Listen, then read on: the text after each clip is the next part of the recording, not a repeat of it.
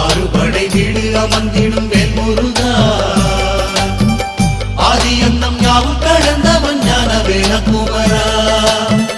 திருமண கோலத்தை காணும் வேளையிலே மானுட தீவினை யாவுமே நீங்கிடுமே. ஆறுபடை வீடு அமர்ந்திடும் வேல்முருகா ஆதியந்தம் யாவும் கடந்தவன் ஞான வேலகுமரா